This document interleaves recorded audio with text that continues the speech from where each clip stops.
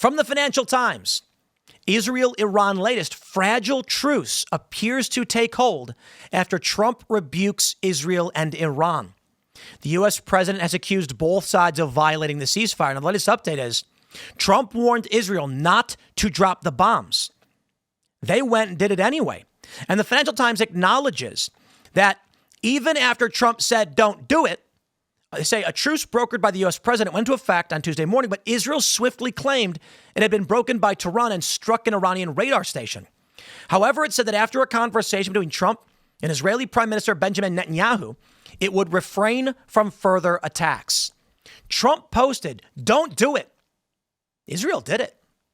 I think this is this game where they're basically saying, I will have the last word in this regard. And Trump is trying to get them to back off and stop. It was a real smack in the face to Trump that Israel bombed this radar station, despite the fact Trump said, don't do it. It was an hour and a half before the news was reported. So there had to be time to call it off. That being said, Trump, I think, being the adult in the room, likely said to Israel, just stop Iran, don't retaliate. But support right now, I think I actually have this from CNN. A majority of Americans disapprove of Trump's Iran airstrikes, CNN poll finds. Now, it's hard to know exactly where Trump's polling stands. In the past week, he's had tremendous polling. Insider Advantage has Trump up 10. Trafalgar up 9, and Rasmussen up 5. Now, over the period of the bombing, Reuters Ipsos has him at minus 16. But let me just track the previous Reuters Ipsos, which had him at minus 12, meaning a 4-point swing in the negative. It's hard to know exactly how this will affect Trump's approval rating, but we're going to be joined by Dave Smith, who's been particularly prominent on this issue. Despite the fact that he is a comedian, he certainly has a lot to say about this, as he is entitled to. So we're going to pull this in, loading up the live player now, and we should be good to go. Dave, you there? What's up, brother? How's it going? Can you hear me, see me? I hear you and see you. How are you, sir? Pretty good. I'm curious how you are. How do you feel about this ceasefire?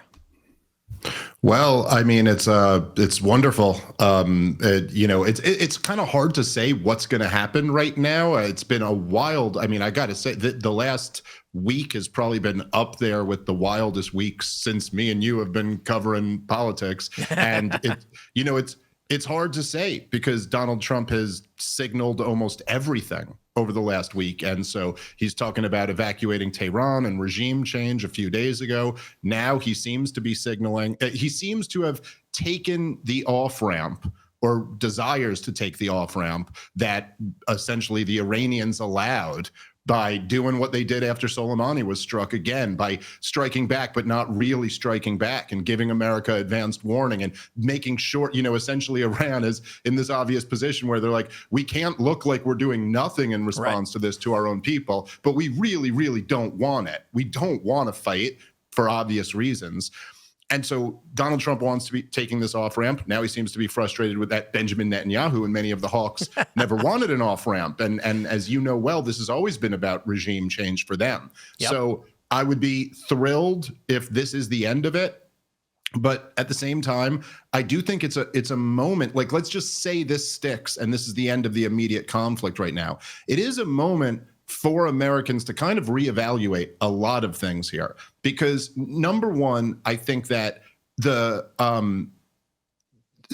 hawks' foundational claim to this entire issue, which I would argue is every bit as phony as their claims for all of the other wars in the last 25 years. But the foundational claim about Iran has been that, like, Iran cannot be allowed to get a nuclear weapon. And this is something obviously that Donald Trump has bought into very much too.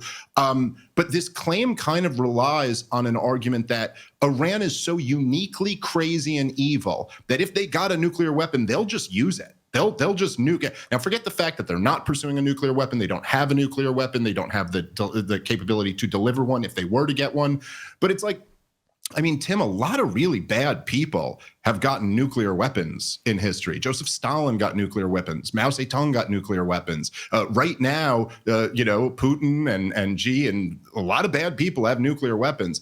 And the idea that Iran is so uniquely evil because they just don't care about their own survival, that claim seems to really be falling apart. I mean, if Iran wanted to, they could have killed a lot more people, and they didn't, for the reason that they do care about their self-preservation. They would much rather rule their country than be violently deposed. Well, let me ask you this. You said that they wouldn't be able to get a nuclear weapon, but I think the U.S. has stated that they were weeks away from being able to produce one. Do you think that's not correct?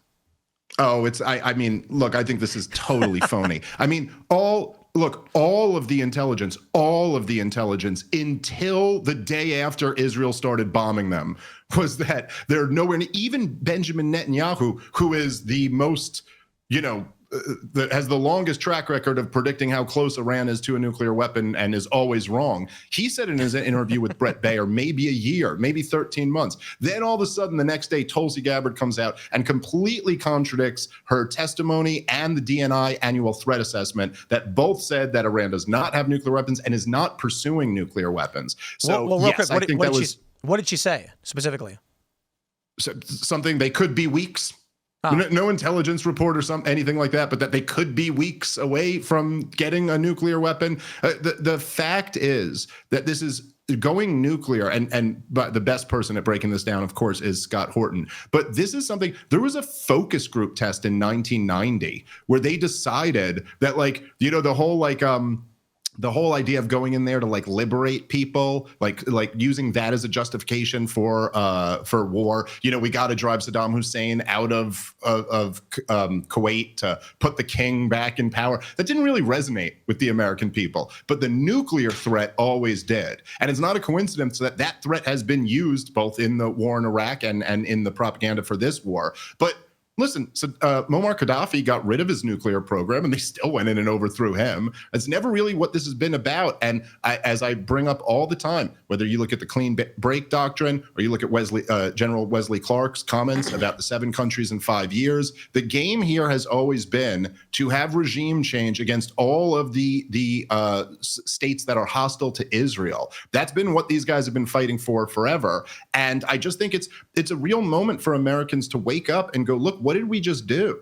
We just launched a war against a country that hadn't attacked us, that wasn't an imminent threat, that poses no real threat to the United States of America, and we did it. And then when our president, after blundering and getting us into this mess, makes the heroic decision to end the thing, what does Netanyahu do? He tries to get it going again. I mean, why would we put ourselves in this position where we're allowing a country to constantly be pressuring us into another war that almost everybody knows would be a catastrophe if we were to go through? Does anyone not think that Benjamin Netanyahu wants us to continue this war and have a regime change there? Who thinks that would work out well? He certainly does. There's been a couple polls that I've read that show the majority of Americans oppose the strikes on Iran. Even among Trump, among the Republican Party, there is a higher rate of disapproval for the strikes than general disapproval for Trump. But you mentioned Muammar Gaddafi. And one of the arguments I heard as to why Iran does want to enrich uranium and does want to produce a nuke is because Gaddafi agrees to give up his nukes and they go in and they kill him. And so the argument then is the Iranians are like, your word means nothing. If we abandon our efforts, you're going to come in for regime change. So it actually, I think a lot of people have made the argument, and it makes sense, they were pursuing this because of the threat of regime change. Well, we're certainly our actions both in Libya and now just our actions over the last week do nothing but incentivize them to want to get a nuclear weapon, which is, when you think about it, it's just like the most isn't that government for you, Tim? Like a stated problem, and then you pursue the policy that is most likely to make this a self-fulfilling prophecy or something like that. But at least where we were before the war, and now we'll have to see, a lot of this depends on what happens next. But at least before the war, what Iran was trying to do was to negotiate America back into the JCPOA. And it was Donald Trump who allowed the hawks to put the poison pill in the negotiations that they had to give up all enrichment and their civilian nuclear program, which is something they just weren't going to do and isn't really a very reasonable ask. But they have an inspections regime that's inspecting the nuclear sites there in Iran. And so look, it just seems to me that what they wanted, the most reasonable explanation is that they wanted to have essentially a latent nuclear deterrent, and then they wanted to have a negotiation chip in the negotiations. So they wanted to have something that they could negotiate away in exchange for reducing sanctions or something like that. So this morning, I wake up to Donald Trump dropping an F-bomb over Israel and Iran violating the ceasefire. But Trump was actually much more stern with Israel, saying that the moment they announced this, Israel goes and drops bombs, the likes of which he's never seen. Iran fires one rocket that hits nothing. And now Israel's prepared to do this launch. He said he's very upset with them. He posted on Truth, do not do it. An hour and a half later, it was reported that Israel did strike a radar station in Iran, seemingly in defiance of what Trump instructed them to do. I'm curious what you think how will Trump react to this? Is he going to try and pull Netanyahu kind of just spat in my face, but I don't want this war to break out? Or does he hold a grudge against Israel for basically spitting in his face? Well,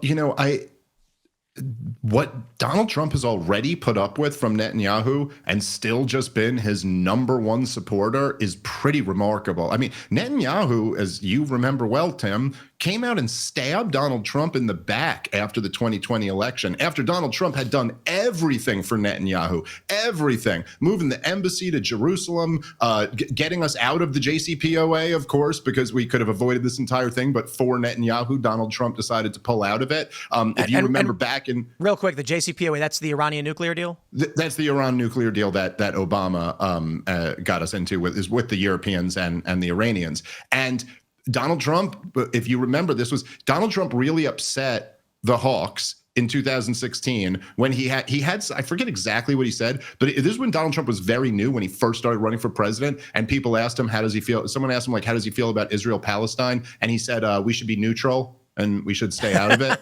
And that is, to Mark Levin and Ben Shapiro, that's basically like saying Adolf Hitler was a great guy and we should do what he said all over again. Like, it's like the worst thing you could say. They're going to clip you for saying that.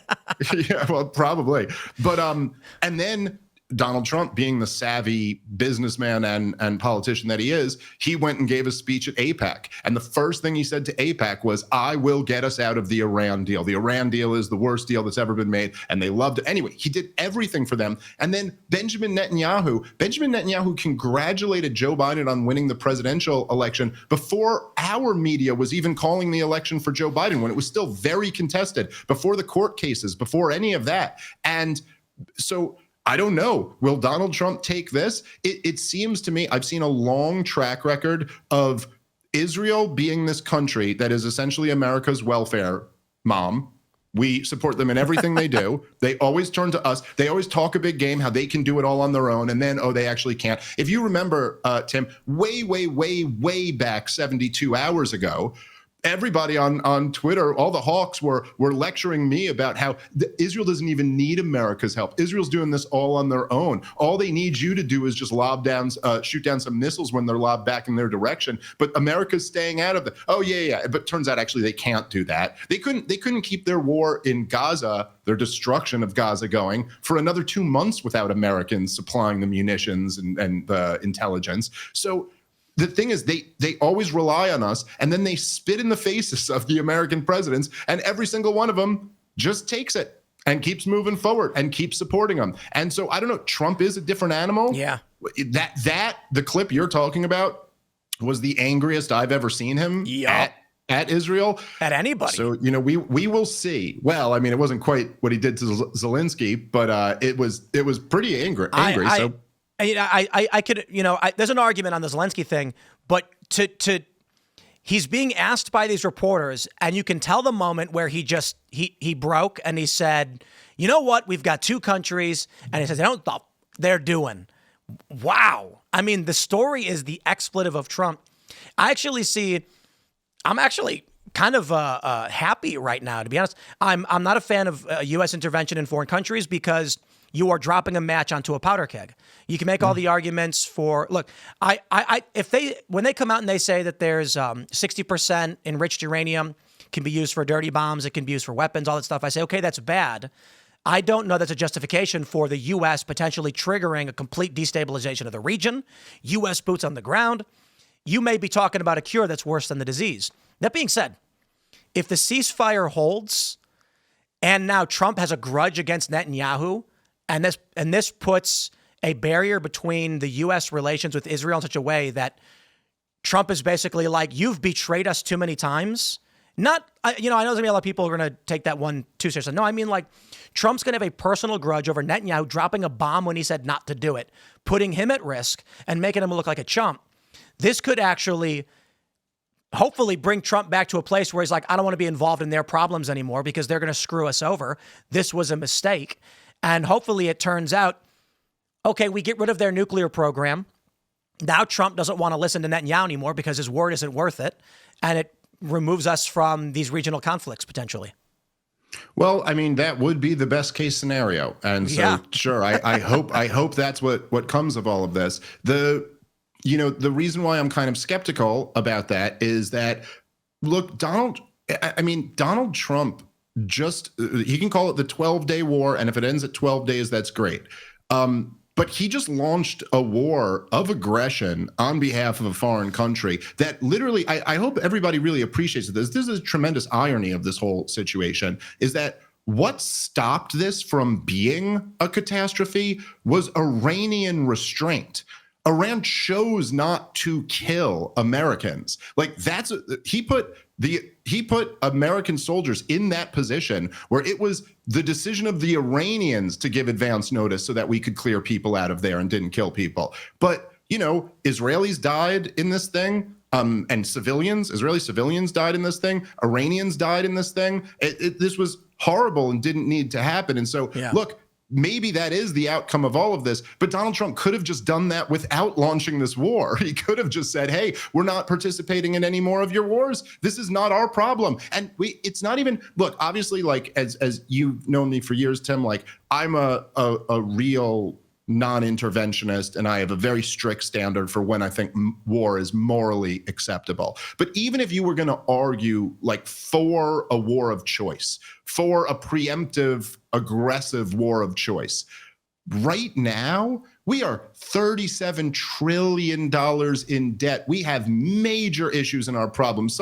How many illegal entries did we have to the country in the last administration? None of us really know. Maybe 10 million. We don't really know how many people came in under Joe Biden. And now Donald Trump is trying to, in the weeks leading up to this, trying to implement his number one policy priority, which is deportations.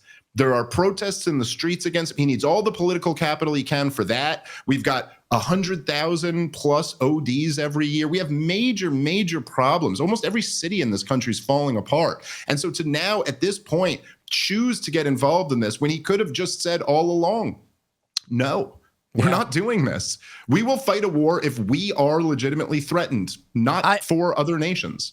I will be very, very, I hope I'm wrong. And that my fear was, Iran's going to mine the Strait of Hormuz. They're going to retaliate. They're going to say we won't surrender. I wouldn't give Iran the credit I think you're giving them when you say they chose, to give us advanced warning. I think the reality is Trump's not a man you play chicken with. He's pissed.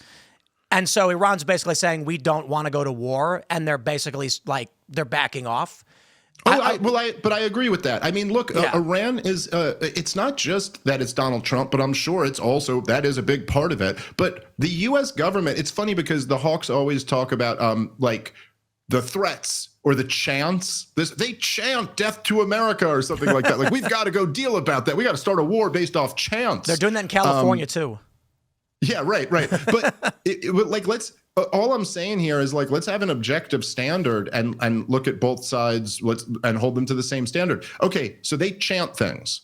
The U.S. government, after putting Iran on the axis of evil after 9/11, even though they had nothing to do with 9/11, we invaded their two neighboring countries, like the two countries that touch Iran, Iraq and Afghanistan, if you could picture the map in your head on either side of Iran. Yep. We invaded and destroyed both of those countries.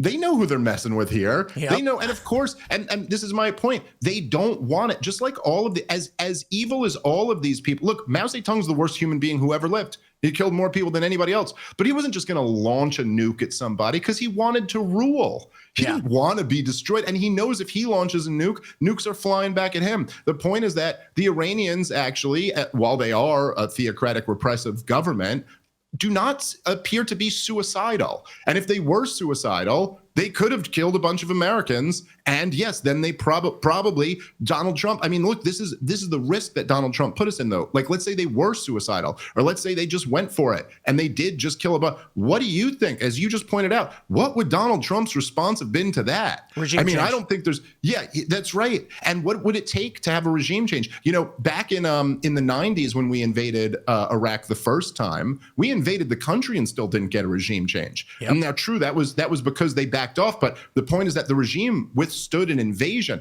Iran is a much stronger, much bigger country.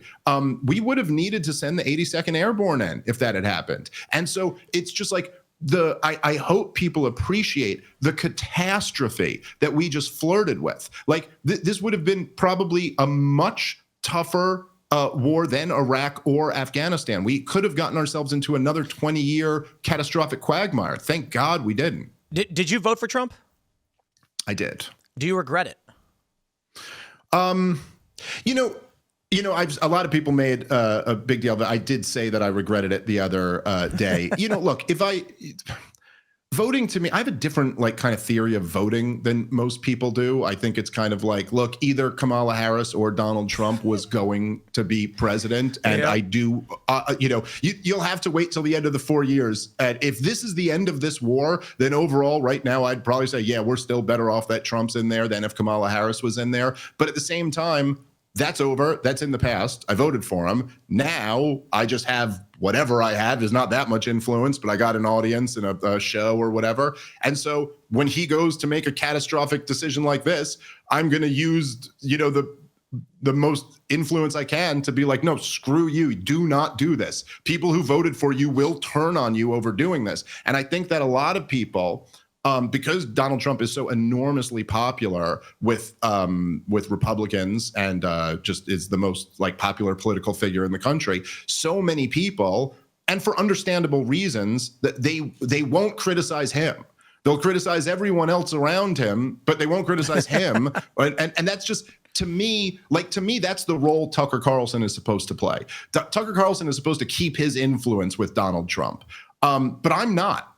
I'm me. I'm just supposed to tell the truth. And so, my job is to make people laugh at comedy clubs and tell the truth on podcasts. That's all that I get paid to do. So my job is to tell the truth and go, hey, no, this is a horrible decision for a president to make. And look, if that had happened, if Iran had killed some Americans and then Donald Trump had to do a full regime change war or something like that, then that probably would have been worse than even what Kamala Harris would have been, which would have been a disaster also. So who knows? We never get to run the counterfactuals. There were a lot of positives that came out of Donald Trump winning the presidency once again. I made the joke on X that somewhere in a parallel dimension, Kamala Harris is president, and we've already got regime change as the people of Iran clap and cheer for the American troops entering Tehran as liberators. And I think Trump is here. I'll give you the quick version of what I think. I think Israel pressures Trump into the strike.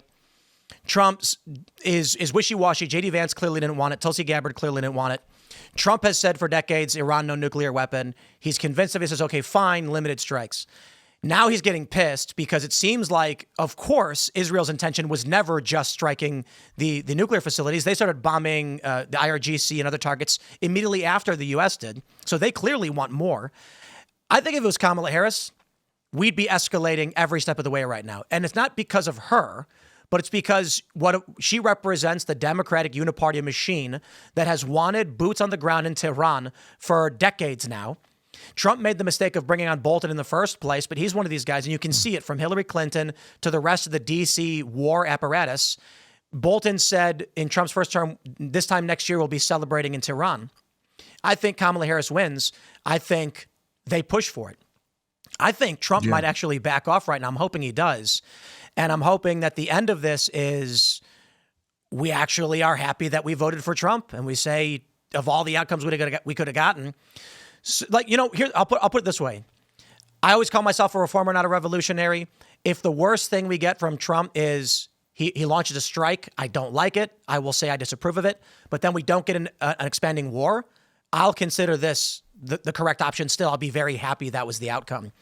I don't think we're ever going to get a Rand Paul president who shuts all that down, at least not in the immediate. So I'm feeling pretty good right now. I don't know. I mean, I hope the ceasefire holds, but I'm wondering what you think going to happen next. Well, I don't know. And particularly Trump has been so kind of erratic and all over the place in the last week. I mean, going from first he's negotiating, then Israel strikes, then he says, aha, the negotiations were just to fool you. So who knows what he's doing with all of this, But if that's the case, look, I mean, there's no question things look much, much better today than they did just 24 hours ago. Yeah. Literally 24 hours ago, as we're speaking right now, the breaking news was that missiles have been launched at U.S. bases. And it wasn't for about another hour yesterday that we found out that, they had given advance warning. So like 24 hours ago yesterday, it looked like we might be getting sucked into a major catastrophe here. Yeah. So things are looking much better today. Thank God for that. I will gladly trade people saying, Dave was an alarmist on this for avoiding the catastrophe. That's fine by me. And look, the real... we can't go back and run counterfactuals, and we're not going back in time. So what's done has already been done. So at this point, let's really hope that Trump walks away from this thing. And let's really hope that maybe a lot of people learned a bit of a lesson by just seeing, even seeing today, how much the hawks are turning on Donald Trump. And like, there's a real asymmetry to this here, right? Because people could say, hey, Dave, you turned on Donald Trump just last week, and now the Hawks are turning on him this week, so you all turn on Donald Trump if you don't get your way. But the fact is that I turned on Donald Trump because a war with Iran could be a catastrophe for the United States of America, and they're turning on Donald Trump because the regime change would be good for Israel, and they don't care if it would be a disaster for America. You know what I'm hoping? I'm hoping that, Trump met with Bannon. He had a phone call with Tucker Carlson. Tucker says he apologized because he pushed a little too hard. I'm hoping that Trump had this conversation. They spoke to him and they said, here are the potential risks. Here's what you're getting yourself into. And then he was like, I'm going to go middle of the road on this one because Trump just wants everyone to love him. I'm hoping what happens now is he sees how much of a hassle it is and how damaging domestically it is to get in the middle of a foreign conflict, especially considering Netanyahu bombed that radar station after Trump said, don't do it. I'm hoping the end result is that Trump leaves this saying, it's not worth the effort. I don't want to be involved in these things. Everybody's pissed at me no matter what I do. So maybe just don't get involved at all and let the angry people be angry. If he had focused solely on the domestic issue and his domestic agenda, and we weren't having this conversation, the Hawks would be hawking and begging him to do it. The people who voted for him wouldn't be complaining about it. Trump would have no flack in any direction. And he'd be carrying out his agenda, which has been improving his polls. So hopefully that's the lesson he gets, and he carries it out.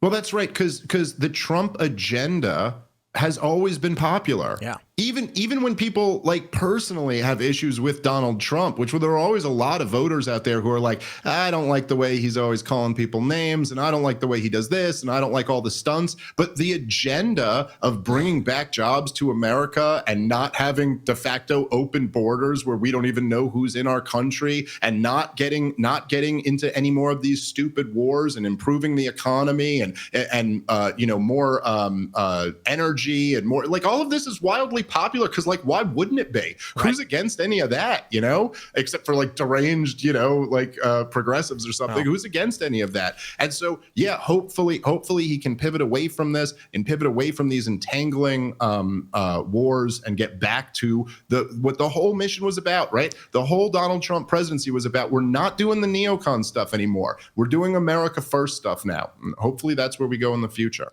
I agree. And I do think that whatever Trump decides to do, his core base, those who will defend him no matter what, will defend him. If Trump came out and said, I don't want to be involved in any more of this, so we are ending our involvement in this, then you're going to see the most prominent Trump voices cheering for that decision. And of course, we would as well. So I hope that's the route he takes. But we are out of time. So Dave, where can people find you? Oh, my show is Part of the Problem. Partoftheproblem.com is where you can go for that. Right Thank on. you, Tim. It was good to see you, brother. Likewise. I appreciate you coming on and talking about how you feel about things, and we'll see you next time. Absolutely. Take care. Of course, that was Dave Smith. He's a comedian. Thanks, guys. And it's contentious. I get flack. I know exactly, what happens. Look, the point of doing these interviews is largely to interview the subject. It's not the same as IRL, where we have a little bit more debate, more conversation. This is, we're doing these things digitally. And so some people have argued that when I had, say, Laura Loomer on or Rand Paul, I should have specifically pushed back in certain areas.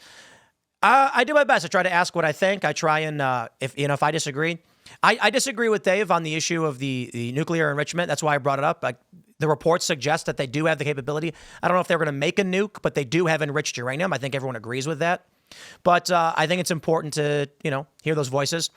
We had Laura Loomer on the other day where she explained to people that were going after Trump, and she was very critical of a lot of people. I try to do my best and make sure that we're getting an understanding of that as best as we can. So I do appreciate it. And I consider Dave a friend. He's a good dude. And I lean towards the anti-intervention side. I'm very happy with Trump right now. I think he's done a remarkable job. I loved seeing the exasperation, not to be a dick, but to see that he's realizing the juice ain't worth the squeeze. And I hope that he starts to see that you're not going to please these people, and it's going to be a powder keg for bigger conflict. Get back to the domestic issue, and the American people will support you. So with that being said, let's get this raid underway for our friend Russell Brand, who should be he's gearing up right now. So we'll send you all on your way. Smash the like button. Share the show with everyone. You can follow me on X and Instagram at Timcast. Thank you guys so much for tuning in and hanging out. The raid is currently underway. I think the best is yet to come. I trust that Trump is trying to do the right thing. And I trust that sometimes he will make mistakes. But I think he's got, I still consider him to be the best president of my lifetime. And I've not experienced anyone better. Anyone. And I mean it. I said it to him, and I'll say it again. I don't agree with this. I don't expect to agree with everything he does. But he's done a bang-up job so far, and I hope he continues it. Thanks for hanging out, everybody, and we will see you all tonight. Timcast IRL, 8 p.m.